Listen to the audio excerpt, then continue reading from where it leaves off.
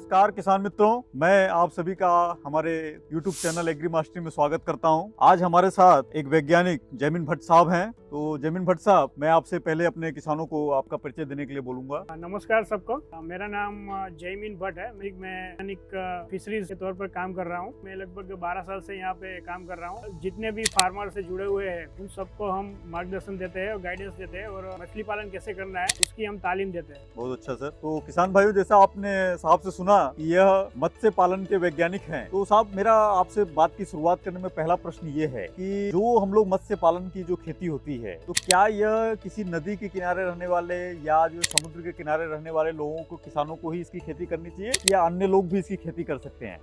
देखिए सर, ये पानी है तो पानी तो बहुत सारा पानी, मतलब नदी है, समुद्र है, फिर जलाशय है, सब जगह पानी तो है। सभी पानी में मछली उछेर हो सकती है। अगर हमें मत्स्य पालन करना है तो मीठे पानी में होगा। तो ये मीठा पानी कहाँ से आता है? तो हमारे खास करके यहाँ की बात करें तो हमारे आनंद डिस्ट्रिक्ट में बहुत सारे विलेज पॉन्ड्स है, मतलब जो गांव में तालाब रहता है ना, जो बहुत सालों पहले खुदाई करके बने होते हैं या फिर नेचुरल भी बने हुए होते हैं, तो उसमें ज्यादातर मछली पालन होता है हमारे। तो खास तो हम उसी में हम ध्यान देते हैं। तो मतलब आपके कहने का मतलब ये है सर कि मतलब ये कोई जरूरी नहीं है कि केवल नदी या समुद्र में ही इसकी खेती हो सकती है, गांव के तालाब में या लोग अपना खुद का तालाब बना के भी इसकी खेती कर सकते हैं। अगर किसान के पास थोड़ी ज्यादा जमीन है, ज्यादा मतलब मैं ऐसा कह रहा हूँ कि अगर हमारा पहला रूल ऐसा है मत्स्य पालन के लिए कि अगर आपके पास खेती की जमीन है तो उसे बिगाड़ना नहीं, ठीक है। अगर आपके पास जमीन है जिसमें कुछ नहीं होता है, कुछ भी पैदावार नहीं होती, या जमीन आपकी खारी हो गई है, उसमें से कुछ भी निकल नहीं रहा है, कुछ भी पाक नहीं ले रहे, तो उसको आप मत्स्य पालन में इस्तेमाल कर सकते हैं। जैसे हम देख रहे हैं कि इधर जो मतलब तारापुर के कुछ भाग हैं, खंबात के कुछ भाग हैं, वहाँ पे जमीन खारी हो गई, वहाँ पे कुछ पक नहीं रहा है, तो ये किसान जो है इसका फायदा ले सकते हैं। उसमें क्या है कि अगर खुद की जमीन होगी तो ही कर पाएंगे, क्योंकि कोई लीज पे नहीं कर रहे हैं यहाँ पे। ऐसा कोई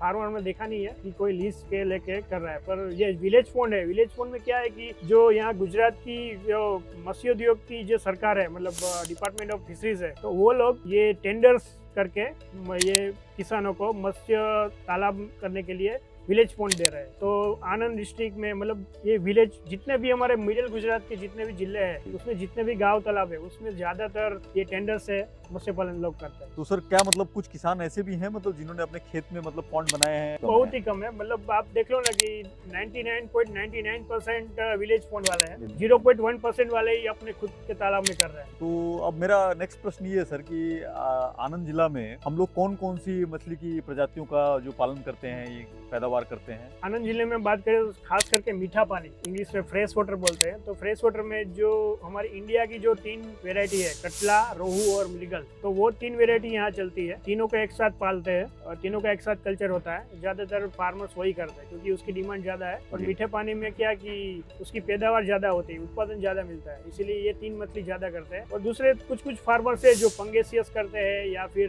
कोई रूपचंद या पाकू करता है, बस ऐसी 2-3 वेरायटी और करते हैं। बाकी तो जो विदेशी कार्प बोलते हैं, जो हम उसमें जो common carp, silver carp, grass carp आती है, वो बहुत कम लोग करते हैं। वो अपनी विलेज, मतलब उसका विलेज फंड कैसा है उसके अनुसार वो लोग डालते हैं। पर ज्यादातर मैं कह सकता हूँ कि कटला, रोहू, मृगल ही करते हैं। तो सर जैसा आपने बताया कि 99% ये गांव के तालाब में ही हो रहा है, तो जब इसकी बीजारोपण करते हैं उससे पहले गांव के तालाब की तैयारी क्या करना पड़ता है? देखिए, गांव का तालाब है तो हम कह सकते हैं कि वो बारहमासी मतलब पेरेनियल कह सकते हैं, मतलब उसमें पानी कभी खत्म नहीं होता है। तो जब हम मत्स्य पालन की बात करते हैं तो उसमें क्या होता है कि पहले तालाब को सुखाना है, फिर उसमें प्लाव लगाना है, फिर उसमें पानी भरना है, चूना डालना है। तो ये सब विलेज फंड में कर नहीं सकते। तो विलेज फंड में क्या होता है, जब बारिश का पानी आता है तो पूरा विलेज भर जाता है। तो काफी सारे मत्स्य किसान है तो वो क्या करते हैं कि उसमें चूना डालते हैं और या फिर जो अपना खाद होती है, वो अपना काऊ डंग, तो वो सब डालते हैं उसमें और अपना तालाब की तैयारी करते हैं।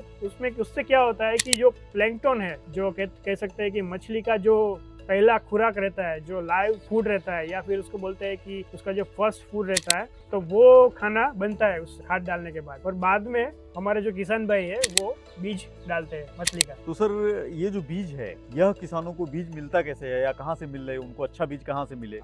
बीज हमारे फार्मर्स क्या करते हैं, ज्यादातर फार्मर्स या तो हमारी गवर्नमेंट की हेचरी यहाँ पे है, 2-3 हेचरी है यहाँ पे। फिर जो मत्स्य बीज केंद्र है, जो मतलब बच्चा जो बड़ा हो जाता है तो उसका भी हमारा सरकारी यहाँ पे उछेर केंद्र है। और एक काफी सारे लोग हैं जो कोलकाता से बीज मंगवाते हैं, छोटे छोटे बीज होते हैं जो उसको स्पोन या फ्राई फ्राई कहते हैं, वो कलकत्ता से भी मंगवाते हैं। और यहाँ के काफी किसान है जो अपने तालाब में बीज बनाते हैं, खुद भी बनाते हैं, तो वहाँ वो भी दूसरे लोगों को बेचते हैं। तो इस तरह से हमारे यहाँ पे बीज आता है। और मैंने बोला ना कटला, रोह, मृगल, तो तीनों का बीज यहाँ पे बनता है। तो एक बार सर अगर मान लीजिए अच्छी बीज मिल गई, तो बीज मिलने के बाद उनको खुराक कैसे देते हैं? और दूसरी बात ये पूछूं कि पानी जो होता है खुराक देने से मतलब पानी गंदा, तो मतलब पानी को मैनेज कैसे अच्छे से करें कि स्वच्छ रहे पानी जो है? अच्छा, पहले तो बात मैं करूँ कि बीज कैसे डालते हैं। तो मैंने आपको पहले बोला कि गांव तालाब, तो गांव तालाब में क्या रहता है कि पूरे साल पानी भरा रहता है, उसकी डेप्थ ज्यादा रहती है। डेप्थ मतलब बहुत ज्यादा डेप्थ रहती है, मतलब 9 फीट, 10 फीट, 12 फीट ऊंचाई रहती है। तो उसमें ऐसा रिकमेंड करते हैं जो बीज डालते हैं वो थोड़ी बड़ी साइज का डालना। मान लो कि 50 ग्राम 100 ग्राम साइज का बीज छोड़ना है, छोटा बीज नहीं छोड़ना है। अगर बड़ा बीज छोड़ेंगे तो क्या उसका जो मतलब उत्पादन है वो जल्दी बढ़ेगा। मैं आपको बोल रहा हूँ कि अगर छोटे बीज डालेंगे ना तो ज्यादा डालना पड़ेगा, ये उत्पादन कम मिलेगा। तो ऐसे करके मैं ज्यादातर फार्मर्स ऐसे ही करते हैं कि बड़ा बीज डालते हैं। तो बड़ा बीज डालने से फायदा होता है उसको। खुराक की बात करें तो विलेज पॉन्ड है, तो विलेज पॉन्ड में यहाँ पे थोड़ा क्या प्रॉब्लम रहता है, प्रॉब्लम भी है, अच्छा भी है कि जो गांव का पानी है उसमें आता है। हम बोलते हैं ना सीवेज वाटर, तो उसी तरह काफी गांव वाले मतलब गांव का जो पानी है वो पूरा विलेज पॉन्ड में आता है। तो उससे फायदा एक ये होता है कि मैंने जो बोला प्लैंकटन, तो उसका जो नेचुरल फूड है, तो नेचुरल फूड बनते रहता है उसमें, तो उसको खुराक मिलता रहता है। तो काफी सारे फार्मर्स खुराक नहीं डालते हैं, कोई डालता है, तो जो डालते हैं उसमें उसकी डालते हैं। और जो ऑयल केक रहता है, मतलब ऑयल केक मतलब यहाँ पे तो मस्टर्ड ऑयल केक रहता है, फिर ये मूंगफली का रहता है, खाड़ बोलते हैं, जो खोड़ बोलते हैं गुजराती में, तो वो दोनों मिक्स करके डालते हैं ज्यादातर। कंपनी का फीड भी अवेलेबल है, पर क्या रहता है कि ये टेंडर में जो तालाब रहते हैं उसका भाड़ा बहुत ज्यादा रहता है, तो उसको कम करने के लिए या फिर अगर नहीं डालना है तो भी वो नहीं डालते। काफी सारे फार्मर्स नहीं डालते कंपनी का फीड। और ये भी जो मैंने बोला कुस्की और ये खोड़, वो भी काफी कम फार्मर डालते हैं, क्योंकि वो मिनिमाइज करने के लिए, खर्चा मिनिमाइज करने के लिए खुराक नहीं डालते। तो ये दोनों खुराक देते हैं। और हम तो ज्यादा सबको बोलते ही है कि आप खुराक डालो, पूरा नेचुरल फीड, नेचुरल जो प्लैंकटन है उसके ऊपर डिपेंडेंट ना रह के आप खुराक डालो। तो उससे क्या है, मछली जल्दी बढ़ेगी। उससे मछली बढ़ती है तो थोड़ा टाइम लगता है, 1 साल लगता है। अगर खाना डालोगे तो 8 से 10 महीने में आपको 1 किलो जो साइज है हमारे मार्केटेबल मिल जाती है। तो खुराक डालते हैं बस। तो वही हम ज्यादातर वही फार्मर्स को बोलते हैं, खुराक डालो, तो बस डालते हैं, कोई डालते हैं। पानी को स्वच्छ रखने के लिए क्या करते हैं? मैंने अभी बोला कि गटर का पानी आता है। तो पानी एक तो वहाँ पे आप देखोगे कि कोई भी तालाब रहेगा तो उसमें एक जो वाटर हाइसिंथ करके एक एक्वाटिक वीड है वो हो जाता है, जिसको हम जलकुंभी बोलते हैं। उसका न्यूसेंस बहुत सारे तालाब में है। तो वो जलकुंभी क्या करती है कि जितना भी ऑर्गेनिक मैटर होगा वो सब एब्जॉर्ब कर लेगी, चूस लेगी। तो उससे थोड़ा फायदा भी है। और नुकसान क्या है कि फार्मर्स क्या है, थोड़ा लेजी रहता है। वो जलकुंभी धीरे धीरे बढ़ती है तो पूरी तालाब में बढ़ जाएगी। तो जब उसको लगेगा कि हाँ ये तो पूरे तालाब में बढ़ गई, तब उसको ध्यान आता है। तो हम उसको कहते हैं कि थोड़ा बढ़ने दो, एक तरह से उसको ढक के रखो, एक तरह से उसको साइड में करके रखो, नेट बांध के, तो पूरे तालाब में नहीं बढ़ेगी। तो वो जलकुंभी का थोड़ा प्रभाव भी ऐसा है कि वो थोड़ा चूस लेती है न्यूट्रिएंट, तो वो भी अच्छा है। वाटर अच्छा रखने के लिए चूना भी डालते हैं कोई, फिर कोई लोग है तो एलम भी डालते हैं। एलम मतलब फटकड़ी कहते हैं। तो पानी ज्यादा गाढ़ा हो जाता है तो उसके लिए भी वो डालते हैं। काफी सारे फार्मर्स के आजू बाजू कैनाल है, तो कैनाल का पानी भी डालते हैं, जिससे पानी थोड़ा अच्छा रह जाता है और मछली में रोग नहीं आता है, या फिर कुछ ऑक्सीजन का प्रॉब्लम नहीं रहता, पीएच का प्रॉब्लम नहीं रहता है, और अल्कलिनिटी या फिर जो हार्डनेस है उसका प्रॉब्लम नहीं रहता है। तो वो फार्मर्स इस तरह से थोड़ा एडजस्टमेंट करते हैं यहाँ। एक और प्रश्न जरूरी होता है सर कि मतलब आपने मतलब जब मत्स्य पालन करते हैं हम लोग, तो इसमें कौन कौन सी रोग होने की संभावना होती है, और उन रोग के मतलब उनको रोग का उपचार करने के लिए हमको क्या करना चाहिए? ये सबसे अच्छा क्वेश्चन है।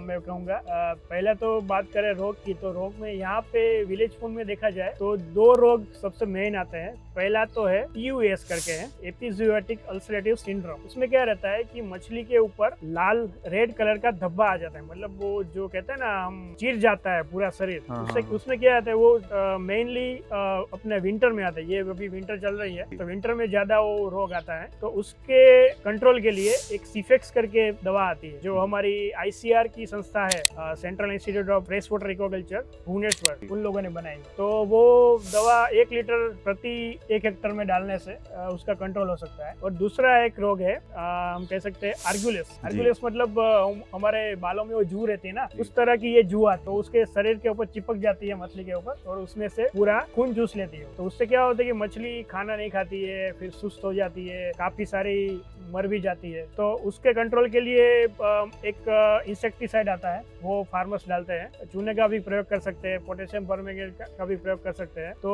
तालाब में मतलब ये दो रोग मेनली आते हैं। वो दूसरा रोग की बात करें, हम एनवायरमेंटल रोग की बात करें तो उसमें पहला आता है डिजोल ऑक्सीजन कम होना। मतलब जो मछली है तो हवा में से तो ऑक्सीजन नहीं लेती है, वो पानी में से लेती है। तो पानी में कभी कभी क्या होता है कि ऑक्सीजन कम हो जाता है, ज्यादा अगर मछली डालेंगे या ज्यादा फीड डालेंगे तो ये ऑक्सीजन कम हो जाता है। तो उससे फार्मर्स क्या करते हैं कि एक तो कुछ गोली आती है ऑक्सीजन की, वो डालते हैं, या फिर उसको हम एक बोलते हैं कि आप जाल डालो, नेटिंग करो। तो नेटिंग करने से क्या होता है कि पूरा पानी उल्टा सुल्टा होता है, ऊपर नीचे होता है, तो ऊपर का ऑक्सीजन नीचे घुलेगा और पानी में होगा। फिर हम किसी फार्मर को बोलते हैं कि आप पोटेशियम चूना भी डालो, चूना भी डाल सकते हैं, जो हाइड्रेटेड लाइम आता है वो भी डाल सकते हैं। तो काफी सारी मतलब है। पीएच का प्रॉब्लम थोड़ा रहता है जब बारिश आती है तो पीएच को बढ़ाने के लिए मतलब 7.5 से 8.5 लगाने के लिए हम चूना डालने की उसको बोलते हैं। तो और एमोनिया वायु का भी थोड़ा प्रॉब्लम है, तो उसके लिए जो जियोलाइट करके एक आता है वो डालने का हमको बोलते हैं। तो जियोलाइट भी डालते हैं काफी सारे लोग। तो उससे क्या है, पानी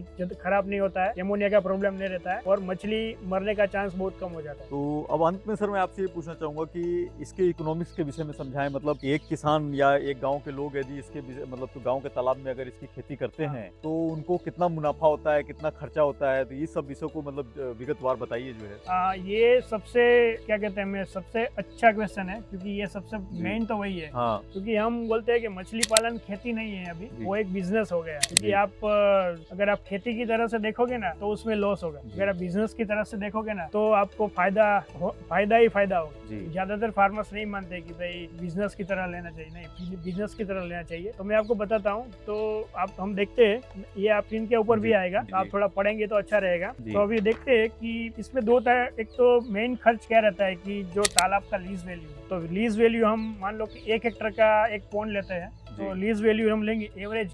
ये जितना भी हम आपको इकोनॉमिक्स बता रहे हैं वो एवरेज है। आप इतना ऐसा मत सोचिए कि मेरे तालाब में मैं करूंगा तो उतना ही फायदा होगा या उससे कम हुआ। तो आप मैं एवरेज बता रहा हूँ। तो मान लो कि लीज वैल्यू 50,000 है। फिर काफी फार्मर्स क्या करते हैं, मछली जो तालाब उसके पास आता है तो तालाब में काफी सारी वीड फिश रहती है, मतलब जो फिश हमें चाहिए नहीं, या कोई फिश ऐसी होती है मतलब जंगली फिश आती है, तो उसको मारने के लिए महुआ ऑयल का यूज करते हैं। तो 5,000 रुपए का कुछ होता है। फिर बड़ी फिंगर लिंक्स डालते हैं, मतलब मैंने बोला कि बड़ी साइज की मछली डालनी है 50 ग्राम से 100 ग्राम, तो उसका लगभग 40,000 रुपए जितना कॉस्ट आता है। फिर आप हर महीने या पहले तालाब की तैयारी या फिर हर महीने आपको उसमें गोबर डालना है, तो गोबर का खर्चा मैंने 25,000 लिया है। ये अलग अलग तालाब में अलग अलग रहता है। फिर खाना, अभी मैंने खाना बोला, खाना काफी सारे फार्मर्स यूज नहीं करते हैं, पर मैंने बोला कि खाना डालोगे तो भी अच्छा रहेगा। तो खाने का खर्चा मान ले कि 6 टन जितना अगर डालेंगे और उसका 30 रुपए भाव होगा तो 1,80,000 होता है। फिर आता है लेबर। पूरा एक तालाब है तो तालाब अकेले कोई संभाल नहीं पाएगा, उसके लिए लेबर तो चाहिए। तो मान लो कि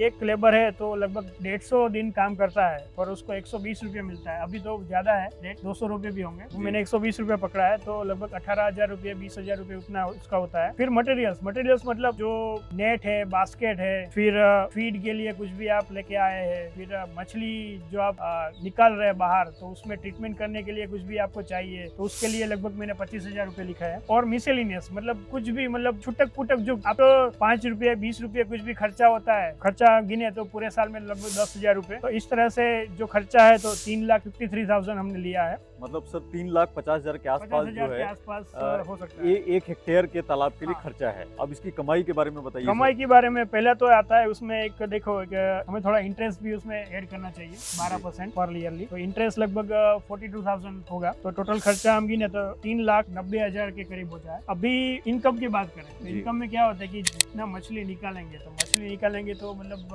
हम कहते हैं कि आपने मछली डाला है तो लगभग 5 टन अगर आपको मिलता है तो 5 टन का हम अगर यहाँ गुजरात का भाव देखें तो गुजरात का भाव अभी 100 रुपए या 110 रुपए है। ये सीजन के ऊपर है, ठीक है। आप बीच बीच में भी निकाले तो भी आपको पैसा मिलेगा। और हमारे यहाँ पे तो कैसा होता है, पूरे इंडिया में भी ऐसा होता है, कुछ भी मतलब फेस्टिवल आते हैं तो उस टाइम मछली का भाव ज्यादा रहता है। तो अगर उस टाइम निकालोगे या फिर आप रिटेल में बेचोगे तो आपको भाव ज्यादा मिलेगा। तो ये मैं जो बोल रहा हूँ 110 रुपए, वो होलसेल रेट है। होलसेल मतलब फार्मर्स का जो पौंड का जो भाव है, वो यहाँ से पौंड में से जो निकाला उसका भाव है। तो 110 रुपए वो है, तो लगभग 5,50,000 रुपए होता है वो, ठीक है। तो अभी दोनों को मिला के मतलब जो इतना पैसा मिलेगा फार्मर्स को, तो लगभग 1,50,000 तक मिलता है मिनिमम। 1,50,000 रुपए कितने दिनों में सर ये फसल तैयार होती है? वो आपके ऊपर है, आप कितना अच्छा मैनेजमेंट करते हैं। 1 साल में भी हो सकता है, 10 महीने में भी हो सकता है, ठीक है। तो फार्मर्स के ऊपर है। तो मैं तो बोलता हूँ कि चलो एक साल में हम लेते हैं 1,50,000, यहाँ तक तो ठीक है, ठीक है। इसके बाद जो कैलकुलेशन है कि आपको कितना पैसा मिले, ठीक है। आपने 1 रुपए डाला तो आपको कितना मिले, ठीक है। तो ये कोई गिनता नहीं है। आप लोग फार्मर्स क्या है कि कोई भी हम कुछ भी देखते हैं ना, तो उसमें आते बस इतना खर्चा, इतना नफा हुआ, मुझे इतना प्रॉफिट हुआ। पर आप ये देखो कि आप अपने 1 रुपए डाला तो आपको कितना मिला, ठीक है। तो इस तरह से हम देखेंगे तो आपने 1 रुपए डाला तो आपको सामने 1 रुपए 40 पैसे जितना मिलता है, ठीक है। और ये तो मैंने एवरेज बोला है। काफी फार्मर्स इससे दुगुनी कमाई, जो बोलते हैं ना, हमारे प्रधानमंत्री का एक सपना था, अपनी आय दुगुनी करो। काफी सारे फार्मर्स ने अपनी आय दुगुनी कर ली है। और फिश फार्मर की बात कर रहा हूँ। तो आप भी अगर मत्स्य उछेर करेंगे, अभी क्या है कि देखो काफी सारे किसान लोगों को सिर्फ खेती के ऊपर निर्भर न रहते, मछली पालन भी करना होगा, क्योंकि आगे जाके सबकी जो जमीन है छोटी छोटी होती जा रही है, सबको पता है, पूरे इंडिया में ऐसा है। तो आपको मछली पालन से थोड़ा ज्यादा लाभ मिल सकता है। मैं ऐसा नहीं कर रहा हूँ कि सिर्फ मछली पालन ही करो, इसके साथ साथ आप जो कलर फिश है वो भी कर सकते हैं। दूसरा है जो मोती का उछेर, वो भी सबसे अच्छा बिजनेस है, वो भी कर सकते हैं, ठीक है। तो काफी सारे ऐसे बिजनेस है, मछली पालन के साथ साथ आप कर सकते हैं और खेती भी कर सकते हैं उसके साथ साथ। और एक दूसरा एक अप्रोच इंटीग्रेटेड फार्मिंग। जैसे इंटीग्रेटेड मतलब आपके पास गाय और भैंस है तो उसके साथ भी मछली पालन कर सकते हैं। आपके पास पोल्ट्री है तो पोल्ट्री के साथ भी मछली पालन कर सकते हैं, बत्तख के साथ भी कर सकते हैं। इंटीग्रेटेड में क्या कैसे फायदा होता है, क्या होगा? इंटीग्रेटेड में क्या होता है कि 2 टाइप की फार्मिंग सिस्टम होगी। तो एनिमल हस्बेंड्री हो गई मान लो, या फिर एग्रीकल्चर हो गया, और फिशरीज हो गई। तो उसमें मेन होगा फिशरीज। अभी मान लो कि फिशरीज में मछलियाँ थोड़ी कम मिली, तो आप पशुपालन कर रहे हैं, तो पशुपालन में आपको एक क्या मिलेगा, गाय होगी तो आपको दूध मिलेगा। दूध में से अगर आप घी बनाते हैं, अगर वैल्यू एडिशन करते हैं, तो उसका अभी आपको पता है कि अभी गाय का जो घी है वो 2,000 रुपए में भी जाता है, 1,000-2,000, तो वो भी मिलेगा आपको वैल्यू एडिशन करने से। भैंस है तो भैंस का भी ज्यादा रहता है दूध का भाव, तो वो आपको दूसरा दोगुना फायदा मिल गया। दूसरा है कि उसका जो गोबर रहता है, तो गोबर का भी अभी बहुत सारा वैल्यू एडिशन होता है, उसमें से आप कुछ भी बना सकते हैं। और अभी नेचुरल फार्मिंग आ गई है, आपको पता है। तो नेचुरल फार्मिंग में जो गाय का गोबर है वो वैल्यू है उसका, तो वही आप यूज कर सकते हैं। दूसरा अगर एग्रीकल्चर की बात करें तो एग्रीकल्चर में अगर आप बागबानी के साथ भी अगर ये करना चाहे, तो फूल है, सब्जी है या फल है, तो वो भी आप अगर तालाब के किनारे करेंगे तो उससे आपको एक्स्ट्रा इनकम मिलेगी। तो ये इंटीग्रेटेड एक मतलब जो है उसका बहुत सारा फायदा है, वो आप भी अभी कर सकते हैं। और मैं तो बोलूंगा कि सबको ये करना चाहिए थोड़ा थोड़ा। और किचन गार्डन भी हो सकता है इसके साथ साथ। ये सब इंटीग्रेटेड फार्मिंग के फायदे हैं। ठीक है जमीन साहब, मैं अपने सभी किसानों की तरफ से जमीन साहब का बहुत बहुत आभार व्यक्त करता हूँ। और जमीन साहब ने जो जानकारी हम लोगों को दी, यह बहुत महत्वपूर्ण जानकारी है। यदि भविष्य में भी आपको लगता है कि आपको फिशरीज या मत्स्य पालन से संबंधित कुछ प्रश्न है, तो आप हमारे YouTube चैनल में जो हमको नीचे कमेंट्स बॉक्स में अपने सारे प्रश्नों को लिख के भेज सकते हैं, और मैं दोबारा भी जमीन भट्ट साहब का इंटरव्यू लूंगा और उन प्रश्नों का जवाब आपको दूंगा। तो जमीन साहब आपका बहुत बहुत आभार। थैंक यू और नमस्कार किसानों।